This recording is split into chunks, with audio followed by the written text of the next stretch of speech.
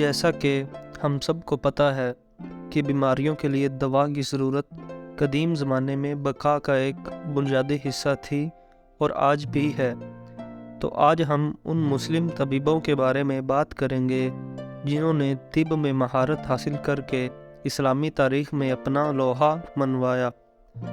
تو چلیے آپ کو 8ویں صدی سے 13ویں صدی کے اس سنہری دور کے سفر پر لے چلتے ہیں جس میں مسلمانوں نے مختلف شعبوں میں نمایاں ترقی کے ساتھ طب میں بھی کافی مہارت حاصل کی۔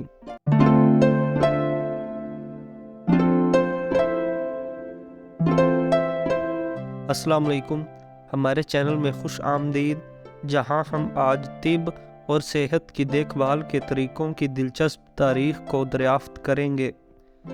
اگر ابھی تک آپ نے ہمارے چینل کو سبسکرائب نہیں کیا تو لازمی کر لیں اور ساتھ میں بیل آئیکن کو بھی پریس کریں تاکہ آپ مزید اس طرح کے تاریخی حقائق سے بھرپور ویڈیوز کو مس نہ کر سکیں۔ اس دور میں مسلمان طبیبوں نے طبی علم اور مشق میں نمایاں خدمات انجام دی۔ تو سب سے پہلے ہم ماہر طب الرازی کی بات کریں گے، جو 9ویں صدی میں فارس، جس کو اب ایران کہا جاتا ہے، کے شہر رے میں پیدا ہوئے۔ الرازی، جسے ریزز کے نام سے بھی جانا جاتا ہے، نے کم عمری میں ایک معالج کے طور پر اپنے کیریئر کا آغاز کیا۔ انہوں نے بغداد میں نامور ماہر طب سے تعلیم حاصل کی اور بالآخر شہر کے مرکزی ہسپتال میں ہیڈ فزیشن بن گئے۔ الرازی نے طب کے مختلف شعبوں میں نمایاں خدمات انجام دی، بشمول چشم، اطفال اور نفسیات۔ وہ فارماکولوجی کے شعبے میں بھی ایک علم بردار تھے اور پودوں سے حاصل کردہ دوائیوں پر اپنے وسیع کام کے لیے بھی جانے جاتے ہیں۔ الرازی کی طب میں سب سے اہم شراکت میں سے ایک ان کا چیچک اور خسرہ کو الگ الگ بیماریوں کے طور پر دیکھنا تھا۔ انہوں نے تپدق اور گردن توڑ بخار سمیت مختلف بیماریوں کی تشخیص اور علاج پر بھی وسیع پیمانے پر لکھا۔ الرازی کا طب پر اثر ان کے اپنے زمانے سے بھی بڑھ گیا اور ان کی تخلیقات کا مطالعہ اور استعمال صدیوں تک جاری رہا۔ ان کی کتاب الحوی طبی علم کا ایک انسائکلوپیڈیا تھی اور اس میں اناٹمی، پیتھالوجی اور طبی اخلاقیات پر بحثیں شامل تھیں۔ الرازی نے طب میں مشاہدے اور تجربات کی اہمیت پر بھی زور دیا، جو سائنسی طریقہ کار کا ایک لازمی حصہ بن گیا۔ طب پر الرازی کا اثر عالمی اسلام سے بہت آگے تک پھیلا ہوا تھا۔ ان کے کاموں کا لاطینی میں ترجمہ کیا گیا اور یورپ میں بھی ان کا مطالعہ کیا گیا۔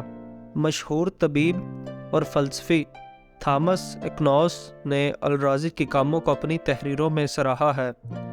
مشاہدے اور تجربات پر ان کے زور نے طب میں سائنسی طریقہ کار کی بنیاد ڈالنے میں مدد کی۔ ہم امید کرتے ہیں کہ آپ نے الرازی کی زندگی اور کام کے اس مختصر جائزے سے لطف اندوز ہوئے ہوں گے۔ تو اب ہم ایک اور مشہور مسلم سائنسدان کی بات کریں گے جس کو البیرونی کے نام سے جانا جاتا ہے۔ ابو ریحان البیرونی 973 عیسوی میں خوارزم، جس کو اب ہم ازبکستان کہتے ہیں، میں پیدا ہوئے۔ انہوں نے علم کے بہت سے شعبوں میں غیر معمولی صلاحیتوں کا مظاہرہ کیا، بشمول ریاضی، فلکیات، جغرافیہ اور طب۔ 22 سال کی عمر میں وہ پہلے ہی ایک ماہر عالم کے طور پر پہچانے جاتے تھے اور انہیں غزنی کے حکمران محمود غزنوی کے دربار میں مدعو کیا گیا تھا۔ البیرونی کی سائنس میں شراکتیں بے شمار اور متنوع تھیں۔ وہ فلکیات پر اپنے کاموں کے لیے مشہور ہیں، جہاں اس نے سیاروں اور نظام شمسی کی حرکت کے بارے میں اہم دریافتیں کی۔ انہوں نے جغرافیہ کے مطالعہ، خاص طور پر نقشہ نگاری کے میدان میں بھی اہم کردار ادا کیا۔ البیرونی ایک کثیر السانی تھے جنہوں نے تاریخ، فلسفہ اور مذہب سمیت مختلف موضوعات پر لکھا۔ وہ اپنے انسائکلوپیڈک کام کتاب الہندہ کے لیے جانا جاتا ہے، جس میں برصغیر پاک و ہند کی ثقافت، مذہب اور سائنس کی تفصیل ہے۔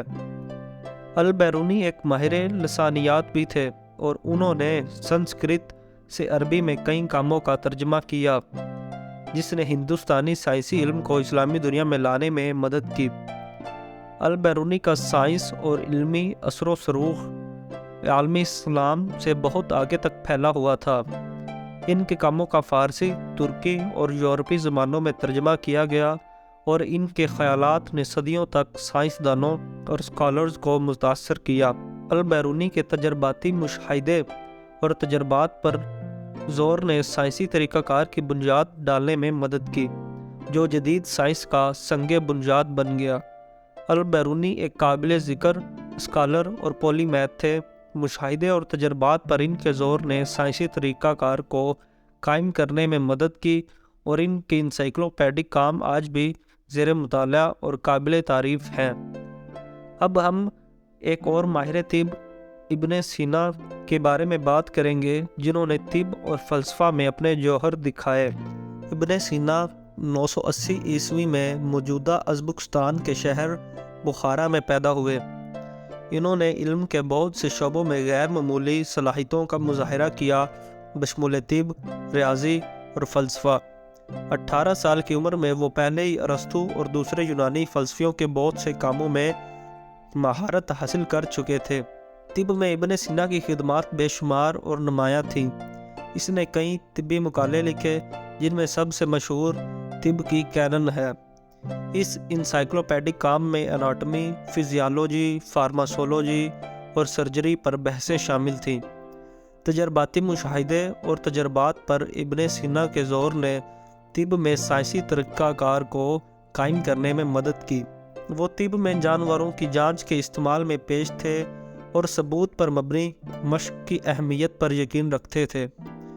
ابن سینا کی تخلیقات کو اسلامی دنیا اور اس سے باہر بڑے پیمانے پر پڑھا گیا اور مطالعہ کیا گیا۔ طب اور صحت کی دیکھ بھال کے بارے میں ان کے خیالات کا قرون وسطیٰ کے دوران یورپ میں طب کی ترقی پر گہرا اثر تھا۔ فلسفہ میں ابن سینا کی خدمات بھی نمایاں تھیں۔ انہوں نے کئی فلسفیانہ مقالے لکھے، جن میں شفا کی کتاب اور بک آف سالویشن شامل ہیں۔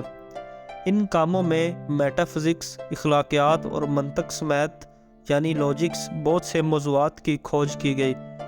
میٹا فزکس اور وجود کی نوعیت پر ابن سینا کے نظریات کا اسلامی اور یورپی فلسفہ پر گہرا اثر تھا۔ وہ ایک واحد خدا اللہ تعالیٰ کے وجود پر یقین رکھتا تھا اور یہ کہ کائنات اس الہی ہستی کے ذریعہ تخلیق کی گئی ہے۔ طب، فلسفہ اور علمی علوم پر ابن سینا کا اثر ان کے اپنے زمانے سے کہیں زیادہ تھا۔ ان کے کاموں کا لاطینی میں ترجمہ کیا گیا اور قرون وسطیٰ کے یورپ میں ان کا مطالعہ کیا گیا۔ تھامس ایکویناس ابن سینا کے کاموں سے بہت زیادہ متاثر تھے۔ ابن سینا اسلامی طب اور فلسفے کے ماہر تھے، جن کے علم میں شراکت نے تاریخ کے دھارے کو تشکیل دینے میں مدد کی۔ تجرباتی مشاہدے اور شواہد پر مبنی مشق پر ان کے زور نے طب میں سائنسی طریقہ کار کو قائم کرنے میں مدد کی۔ فلسفہ پر ان کے نظریات کا آج بھی مطالعہ اور تعریف کی جاتی ہے۔ اب ہم ایک اور بہت بڑے ماہر سائنسدان الزہروی کے بارے میں بھی بات کریں گے، جن کو آج جدید سرجری کا باپ بھی مانا جاتا ہے۔ الزہروی 936 عیسوی میں اسپین کے شہر قرطبہ کے قریب الزہرہ شہر میں پیدا ہوئے۔ وہ ایک باصلاحیت طبیب، سرجن اور سائنسدان تھے، جنہوں نے اسلامی سنہری دور میں طب کے شعبے میں نمایاں خدمات انجام دی۔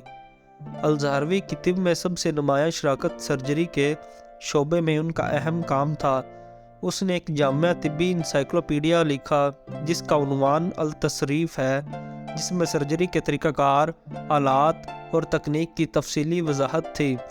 اس کام کا لاطینی میں ترجمہ کیا گیا اور صدیوں تک یورپی میڈیکل اسکولوں میں وسیع پیمانے پر استعمال ہوتا رہا۔ الزہروی نے فارماکولوجی کے شعبے میں بھی نمایاں خدمات انجام دی۔ اس نے دواؤں کی تیاری اور مرکب بنانے کے نئے طریقے تیار کیے اور اس نے جڑی بوٹیوں کے علاج اور دیگر قدرتی علاج کے استعمال پر بڑے پیمانے پر لکھا۔ الزہروی کی طب میں بہت زیادہ شراکت تھی اور اس نے سرجری اور دیگر طبی شعبوں کی ترقی پر گہرا اثر ڈالا۔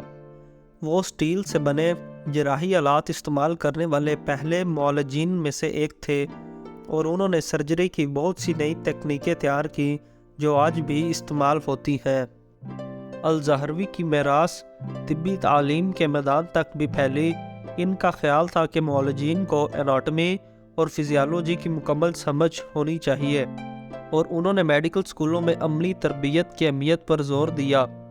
الزہراوی سرجری کے میدان میں ایک علم بردار اور اسلامی طب کے حقیقی ماہر تھے، اور طب کے شعبے میں ان کی شراکت کا جدید سرجری اور دیگر طبی شعبوں کی ترقی پر گہرا اثر پڑا۔ ہم اس ویڈیو کا ایک مختصر سا جائزہ لیں تو 9ویں صدی کے دوران اسلامی طب کا سنہری دور طبی ترقی کا ایک اہم دور تھا۔ مسلم معالجین نے طبی علم اور پریکٹس میں نمایاں شراکت کی، جس میں مختلف موضوعات جیسا کہ اناٹمی، فزیالوجی، فارماکولوجی اور سرجری شامل ہیں۔ الرازی، ابن سینا، الزہراوی اور البیرونی کے کام آج بھی متعلقہ ہیں اور جدید طب پر اثر انداز ہو رہے ہیں۔ ہمیں امید ہے کہ آپ 8ویں صدی سے 13ویں صدی کے دوران اسلام میں طب کے اس مختصر جائزہ سے لطف اندوز ہوئے ہوں گے۔ ویڈیو دیکھنے کے لیے آپ کا شکریہ، اور مزید تاریخ کے متعلق واقعات سے دلچسپ ہونے کے لیے ہمارے چینل کو ضرور سبسکرائب کریں۔ خدا حافظ۔